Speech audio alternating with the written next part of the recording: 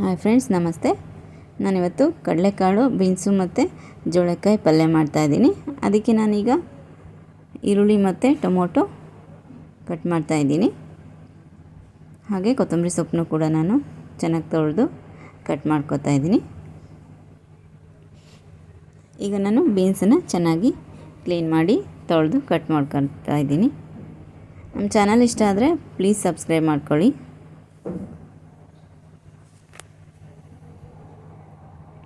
ನಾನೀಗ ಆಲ್ರೆಡಿ ಕಡಲೆಕಾಳನ್ನ ಒಂದು 2 hours ನೆನೆಸಿಟ್ಟಿದ್ದೆ. ನೆನೆಸಿಟ್ರೆ ಬೇಗ ಬೇಯುತ್ತೆ ಅಂತ ನೋಡಿ. ತರಕಾರಿ ಕಟ್ ಮಾಡಿದ್ದಾಯಿತು.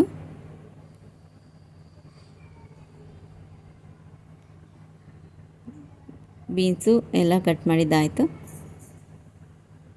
ನಾನಿಲ್ಲಿ ಕಡಲೆಕಾಳು ಮತ್ತು ಬೀನ್ಸು ಮತ್ತು ಜವಳಿಕಾಯನ್ನು ಬೇಯಿಸ್ತಾ ಇದ್ದೀನಿ ಪಲ್ಯಕ್ಕೆ. ಇಲ್ಲಿ ಒಗ್ಗರಣೆಗೆ ನಾನು ಟೊಮೊಟೊ, ಈರುಳ್ಳಿ, ಕೊತ್ತಂಬರಿ ಸೊಪ್ಪು ತೊಗೊಂಡಿದ್ದೀನಿ. ಇಲ್ಲಿ ಹುರ್ಗಡ್ಲೆ ಮತ್ತು ಒಣಮೆಣಸಿನ್ಕಾಯನ್ನು ಪುಡಿ ಮಾಡಿ ಇಟ್ಕೊಂಡಿದ್ದೀನಿ.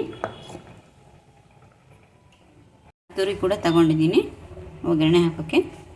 ನಾನಿಲ್ಲಿ ಒಗ್ಗರಣೆಗೆ ಸಾಸಿವೆ, ಈರುಳ್ಳಿ ಮತ್ತು ಶುಂಠಿ ಬೆಳ್ಳುಳ್ಳಿ ಪೇಸ್ಟನ್ನು ಹಾಕಿದ್ದೀನಿ. ಇದನ್ನು ಚೆನ್ನಾಗಿ ಬಾಡಿಸ್ಕೋಬೇಕೀಗ. ಹಾಗೆ ಇಲ್ಲಿ ಟೊಮೊಟೊ ಕೂಡ ಹಾಕಿದ್ದೀನಿ.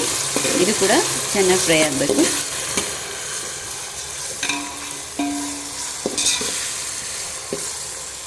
ಈಗ ಸ್ವಲ್ಪ ಧನಿಯಾ ಪುಡಿನ ಹಾಕ್ತಾಯಿದ್ದೀನಿ. ಈಗ ಕಾಯಿ ತುರಿನ ಹಾಕ್ತಾಯಿದ್ದೀನಿ.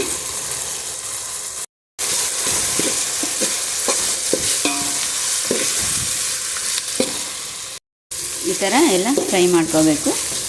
ತೆಂಗಿನ ತುರಿ ಹಾಕಿದ್ಮೇಲೆ ಚೆನ್ನಾಗಿ ಫ್ರೈ ಆಗಬೇಕಿದು. ಉಪ್ಪನ್ನ ಹಾಕ್ತಾಯಿದ್ದೀನಿ.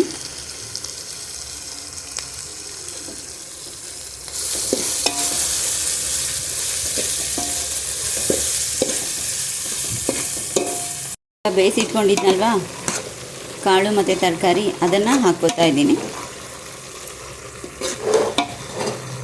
ಗಡ್ಲೆ ಒಣಮೆಣಸಿನಕಾಳು ಪುಡಿ ಮಾಡಿದ್ನಲ್ವಾ, ಅದನ್ನು ಹಾಕ್ಕೋತಾ ಇದ್ದೀನಿ.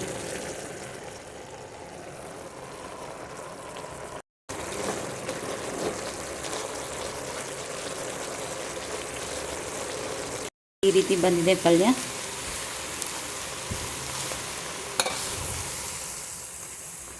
ಚಪಾತಿಗೆ, ರೊಟ್ಟಿಗೆ ಮತ್ತು ಪರೋಟಾಗೆ ಎಲ್ಲದಕ್ಕೂ ಇದು ತುಂಬ ಚೆನ್ನಾಗಿ ಸೂಟಬಲ್ ಆಗುತ್ತೆ. ನಿಮ್ಗೆ ಇನ್ನೂ ಗ್ರೇವಿ ಥರ ಬೇಕು ಅಂದರೆ ತರಕಾರಿ ಬೇಯಿಸಿದ್ದು ವಾಟರ್ ಇದ್ದರೆ ಅದನ್ನು ಕೂಡ ನೀವು ಆ್ಯಡ್ ಮಾಡ್ಕೋಬೋದು.